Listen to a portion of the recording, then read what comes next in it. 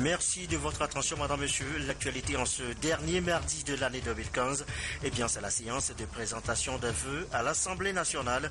Échange de vœux empreint de convivialité entre les députés et leur président et le personnel administratif. Arnaud Kédivou nous y amène tout à l'heure.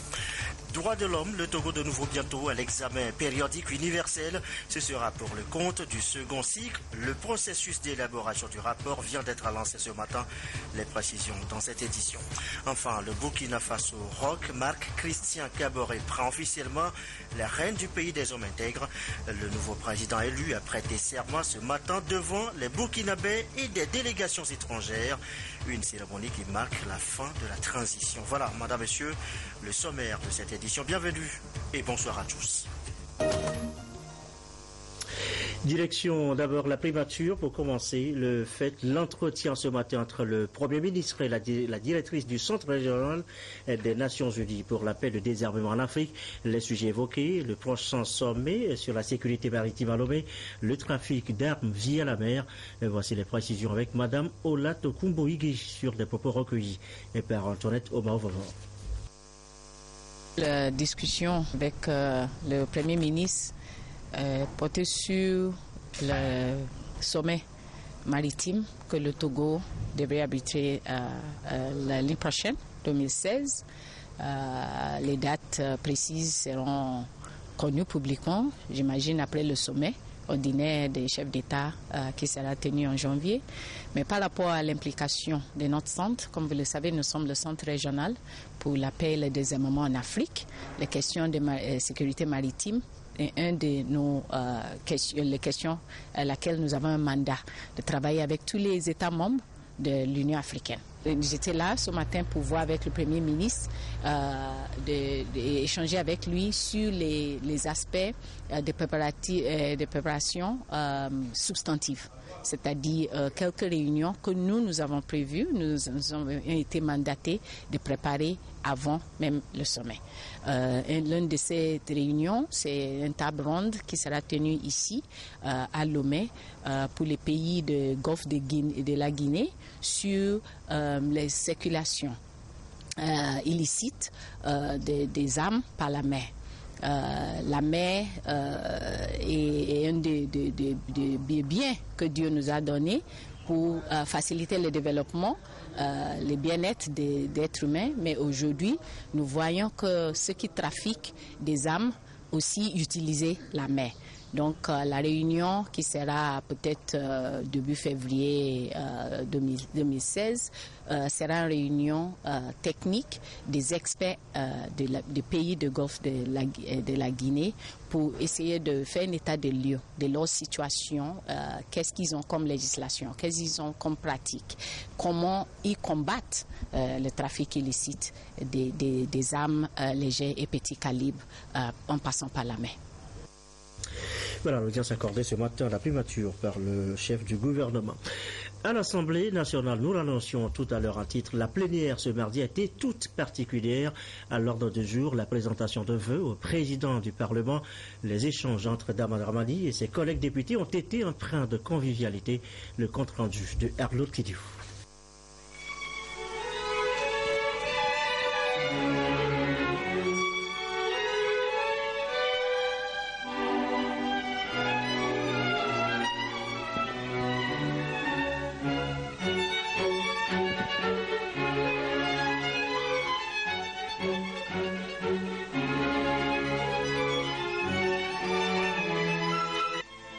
Les députés à l'Assemblée nationale, à travers ces échanges de vœux, ont voulu témoigner leur gratitude au président Daman Ramani pour ses diverses contributions au bon fonctionnement de l'institution.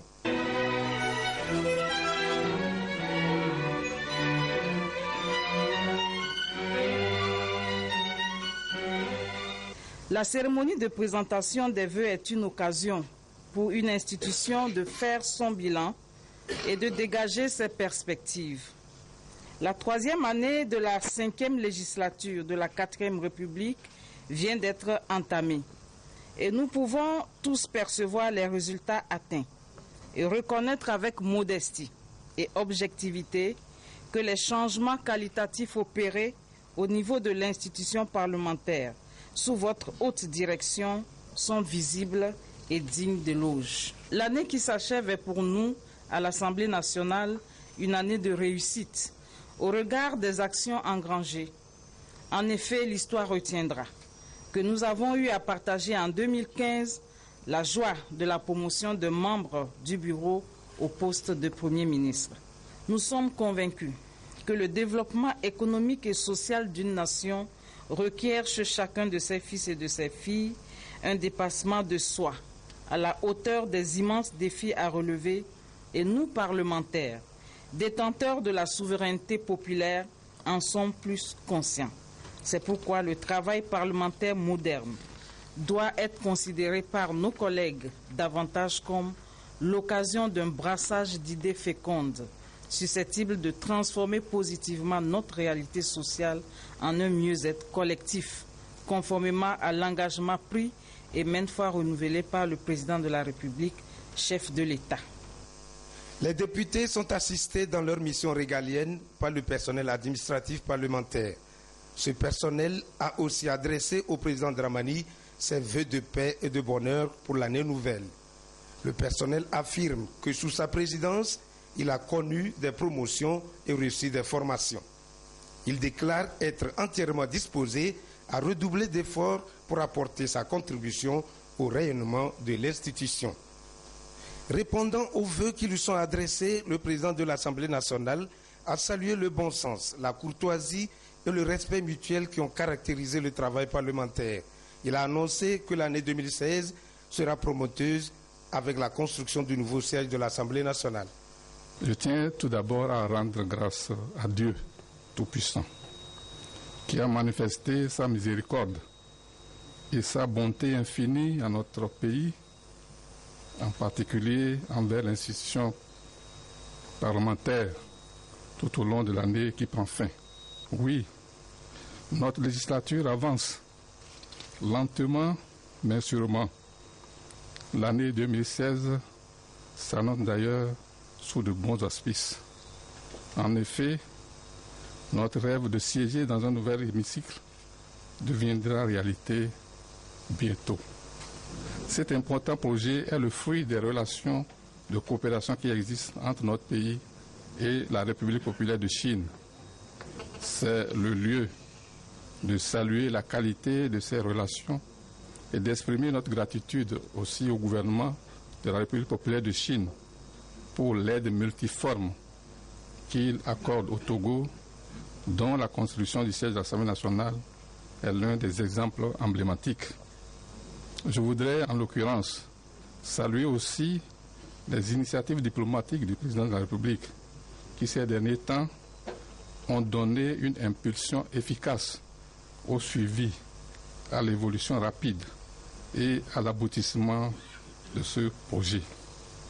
Nous sommes élus pour donner au pays des lois et des ressources nécessaires pour renforcer ses efforts de développement, pour consolider son unité et sa cohésion, pour contribuer à l'épanouissement de nos concitoyens. Que 2016 soit une année de paix et de concorde, de progrès et de prospérité pour le Togo, pour chaque Togolais et pour tous les Togolais, et en particulier pour tous les députés et tous les personnels de l'Assemblée nationale. Bonne et heureuse année 2016 à toutes et à tous. Au cours d'un cocktail, le président de l'Assemblée nationale a récompensé 2 agents du personnel administratif qui sont admis à la retraite pour de loyaux services rendus à l'Assemblée nationale. Voilà les échanges de vœux ce matin à l'Assemblée nationale. Les députés qui se réunissent à nouveau demain, mercredi.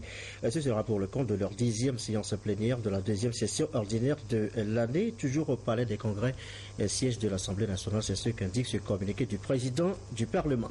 C'est un constat noté hier en Conseil des ministres. L'indice de pauvreté a nettement baissé au Togo. Quels en sont les indicateurs? Voici les précisions avec Joseph Abégan.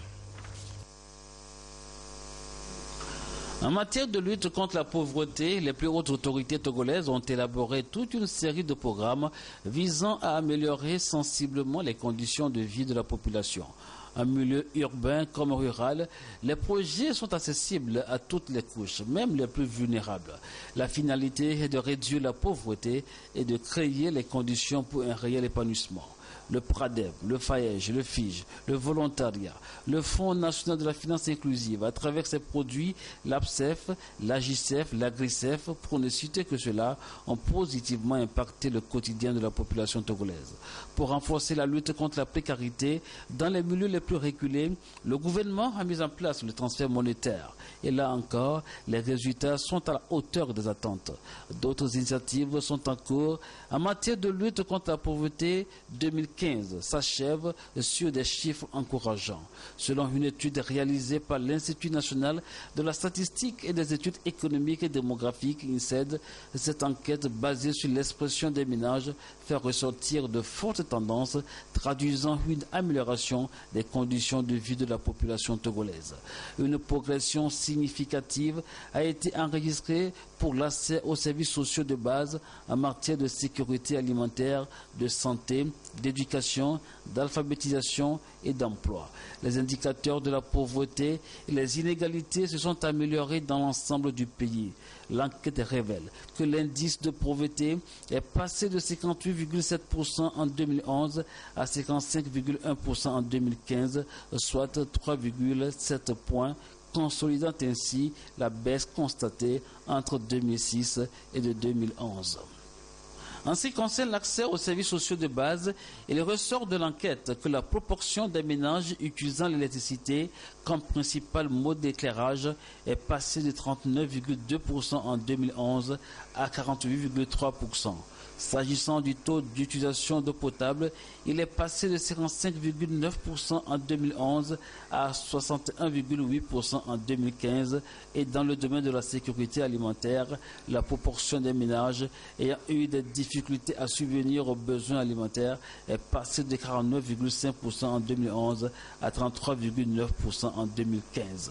Selon les résultats de l'enquête réalisée par l'INSED, le taux de chômage dans notre pays a connu également une baisse de 3,1 points. Malheureusement, le taux de sous-emploi a augmenté sur la même période de 2,1 points. L'enquête de l'INSED n'occulte pas les défis qui restent à relever. Les résultats de cette étude viennent donc confirmer les efforts du gouvernement togolais en faveur de l'amélioration du bien-être des populations. Voilà, on vient de l'entendre, les secteurs les plus concernés, l'emploi, la jeunesse, les couches vulnérables, l'artisanat, bref, le développement à la base. Petit exercice justement sur les activités de ce ministère au cours des 12 derniers mois. Une rencontre bilan a été consacrée à cette revue d'activités. Le compte rendu, Félix Imdacha. En 2015, Kowe Yaouvi à Gonovi a pour activité le levage des porcs. Sa micro-entreprise a été créée grâce à l'appui financier du ministère en charge du développement à la base par le biais du PRADEP. Comme lui, ils sont des milliers de Togolais à avoir bénéficié de l'accompagnement de ce ministère au titre de l'année 2015.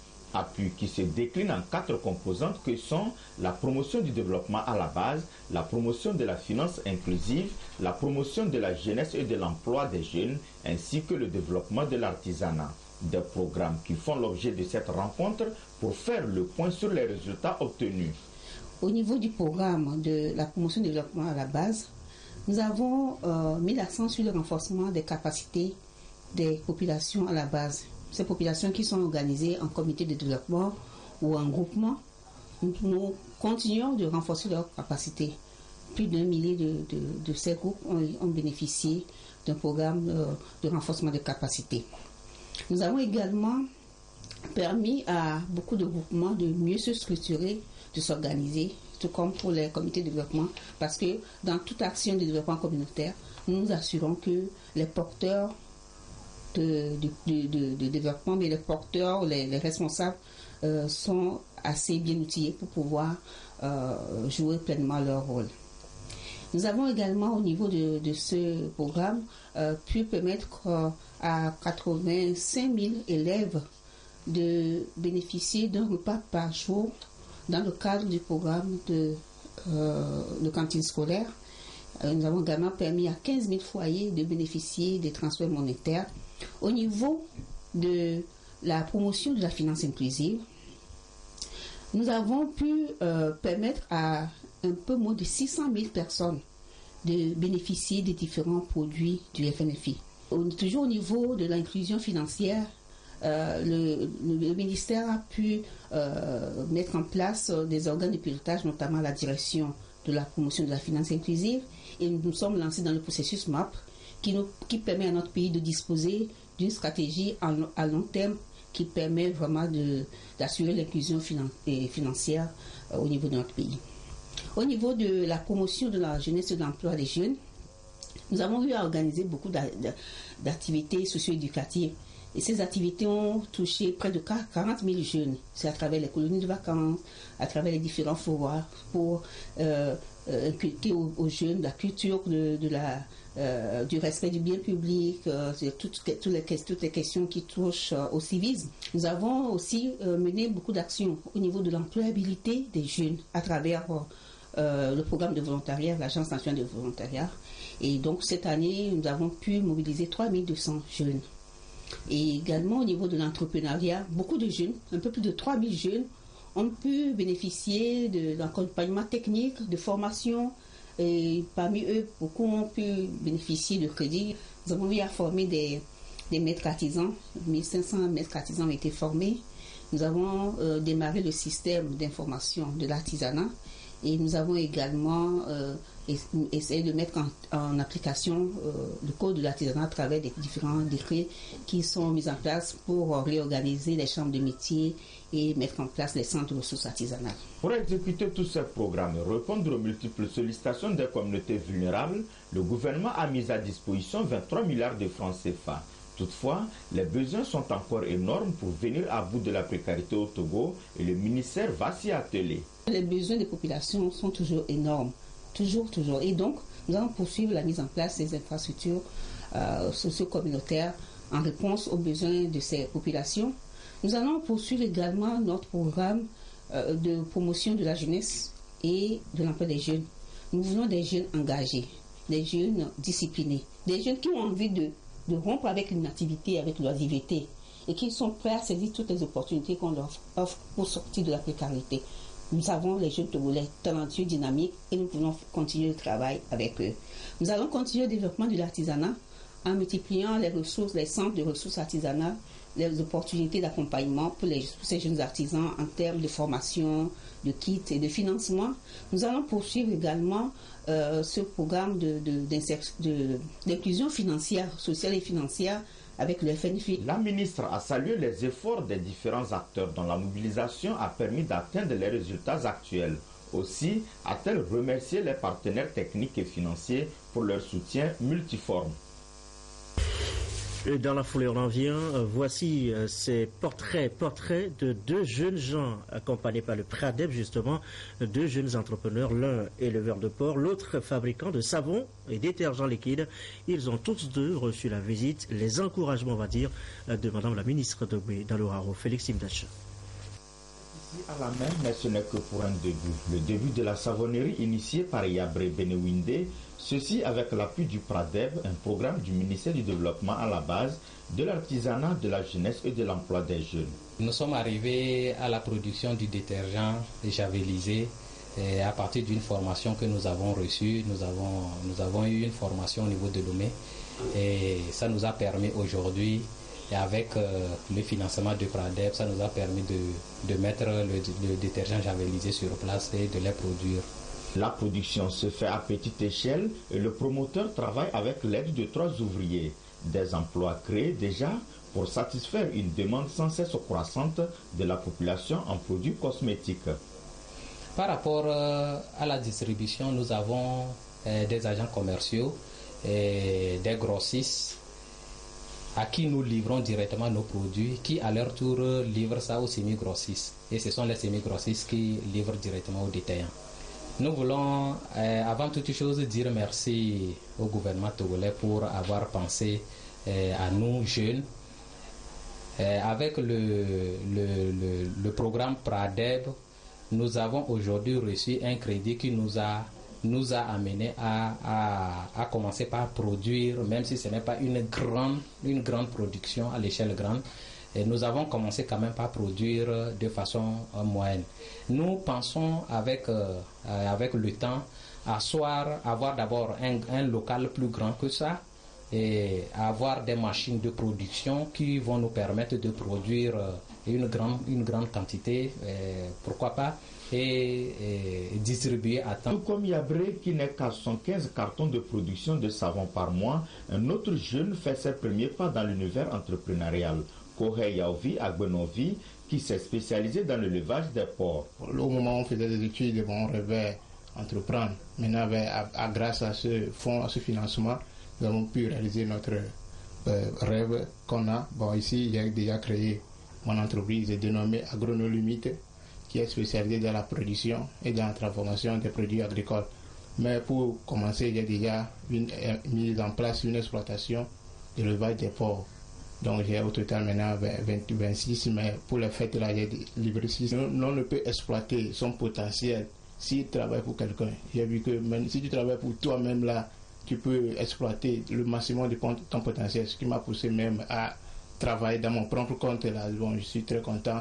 Vraiment, je vais vous dire, quand je suis venu dans mon entreprise ici, je n'ai pas envie de repartir. Quand je vois les animaux, ils sautent, ils mangent comme ça, je suis très content et ça me donne de la joie au cœur.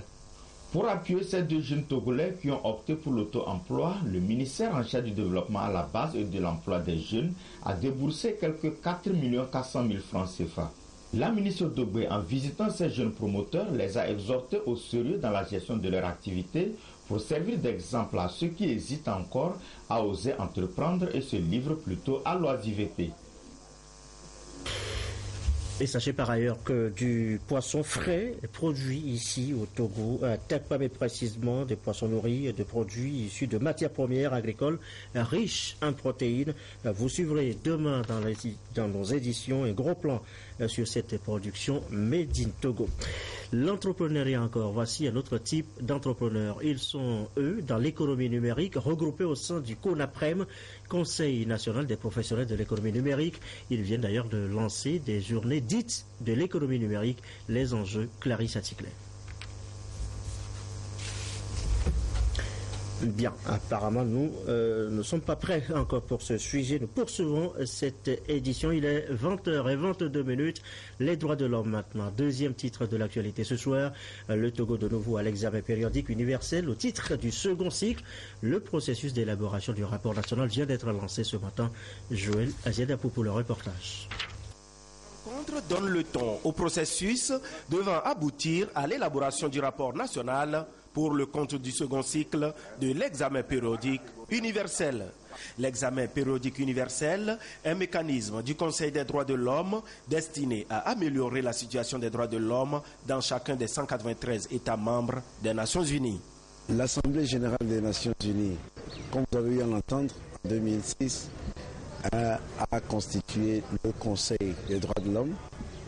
Et ce Conseil est chargé chaque 4 ans et demi d'examiner tous les pays, n'est-ce pas, qui font partie donc, de la communauté internationale en matière donc, des droits de l'homme. Donc, le Togo sera, disons, mis en examen comment ce pays a géré les droits de l'homme, comment est-ce que ce pays a eu à promouvoir les droits de l'homme, à protéger les droits de l'homme. Le ministre de la Justice et des Relations avec les institutions de la République a aussi rappelé les progrès réalisés par notre pays en matière de promotion et de protection des droits de l'homme. L'intérêt de la chose, puisque satisfecit a été donné au Togo, raison pour laquelle il a été élu au Conseil des droits de l'homme. Ce n'est pas n'importe quel pays. Alors, et vous voyez que très récemment aussi, le bureau du ACDH a été fermé. Pourquoi? Parce que nous sommes quand même arrivés à un niveau où voilà, la communauté internationale reconnaît que nous avons fait de grands progrès et cela doit être porté à l'actif du pays. Tout récemment, je ne donne que certains exemples, en matière donc, de modernisation de notre norme législative. Vous voyez, le code pénal a été voté. C'est un grand pas qui a été franchi. Cette marche que nous avons commencée doit se poursuivre. C'est des efforts. C'est pourquoi nous avons eu à dire que c'est un travail collectif. Une fois rédigé, le document de 20 pages sera déposé sur la table du Conseil des droits de l'homme en vue de sa présentation, suivie de son examen en novembre prochain à Genève, en Suisse. Autre sujet évoqué, l'environnement. Et au lendemain de la COP21, le Togo s'engage davantage ses universitaires avec illustration avec ses consultations nationales. Ce matin à l'université de Lomé, les précisions Charlotte Moussime. Spécialiste, l'Harmattan a davantage sévi cette année au Togo. Les pluies ont été aussi irrégulières. Des anomalies imputables au changement climatique et qui nécessitent des actions idoines. Ici, les acteurs nationaux, notamment les universitaires, réfléchissent sur les différents thèmes de recherche à aborder au cours des 5 prochaines années, 2016 à 2020, pour lutter contre les effets des changements climatiques. Est-ce que nous pouvons, comme pays, apporter à la concertation internationale pour qu'il y ait moins d'effets nocifs ou néfastes des changements climatiques sur la population et sur la santé humaine, sur la sécurité humaine. Il faut qu'on ait des données, il faut qu'on ait des données chiffrées, mesurables, quantifiables pour pouvoir expliquer les changements climatiques et leurs effets nocifs sur la personne humaine. C'est une initiative de Wascal, un centre de formation et de recherche présent dans une dizaine de pays. Il est spécialisé dans la lutte contre les impacts des changements climatiques sur l'utilisation des terres. Le centre traite spécifiquement au Togo des questions liées au changement climatique et la sécurité humaine. L'objectif essentiel, c'est que les changements climatiques, la lutte contre les changements climatiques, la recherche pour la lutte contre les changements climatiques, ne soit pas seulement au niveau des chercheurs, mais qu'on apporte un appui efficace aux gouvernants, un appui efficace aux décideurs et en faisant répercuter également les résultats de la recherche au niveau local.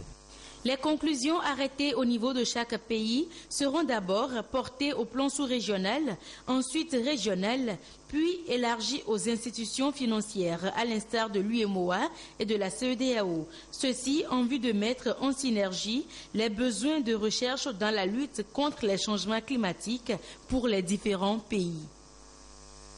Et notre environnement immédiat avec cette action de l'ONG Togo Debout pour un développement durable. Des poubelles ont été offertes au ministère de la Communication. 6 institutions en fait devront s'en servir. Christine Petit-Kialoudé.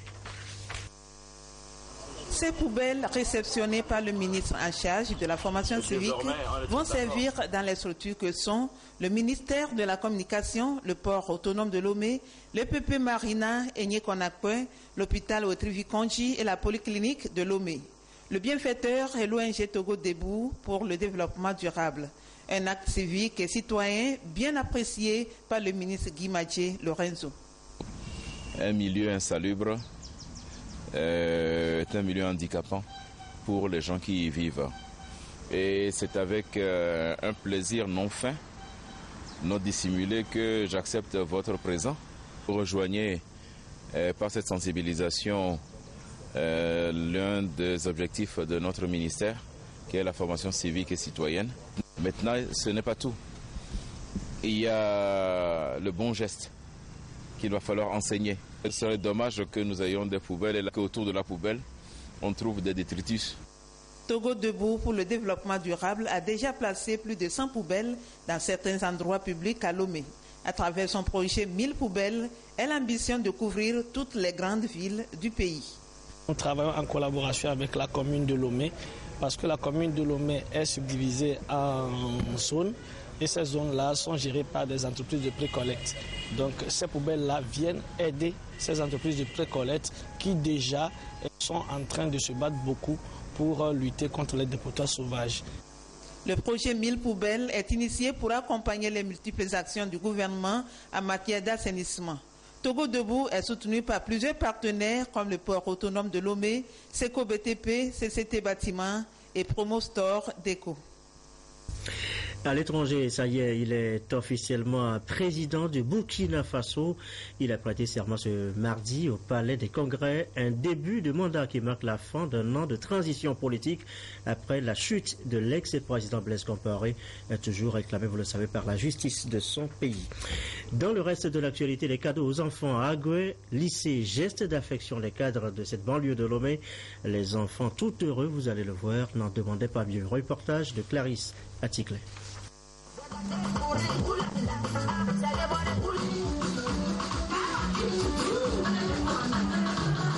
chorégraphie, concours de danse doté de prix, prestations de groupes artistiques, l'ambiance était à la fête au lycée d'Agoué.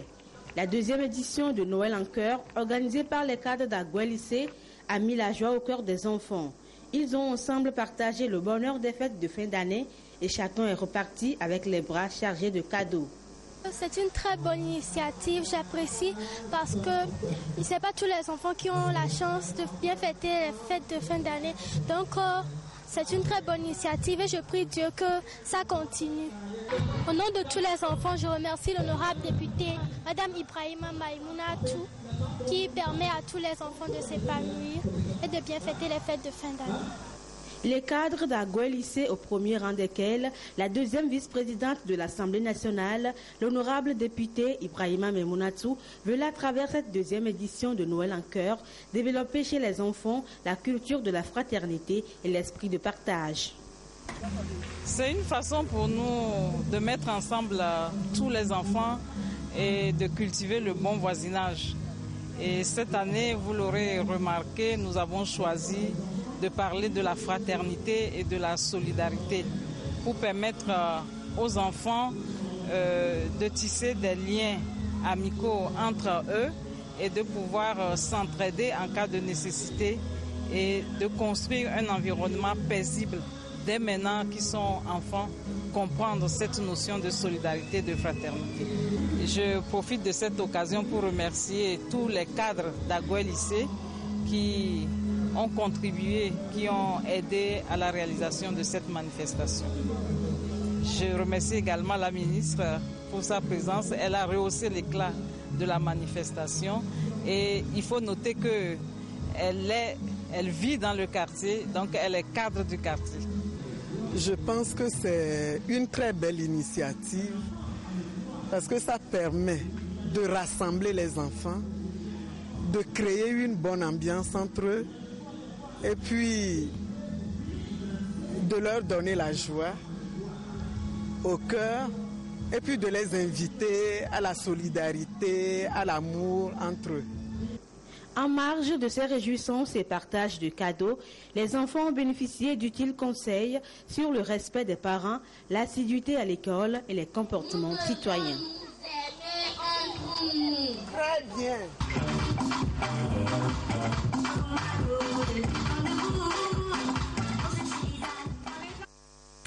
Et voilà, c'est la fin de cette édition. Nous sommes le mardi 29 décembre 2015. 2016, c'est maintenant dans 48 heures. Une année se meurt, une autre point, le temps des espérances, le temps des vœux, comme ici à l'Assemblée nationale ce matin.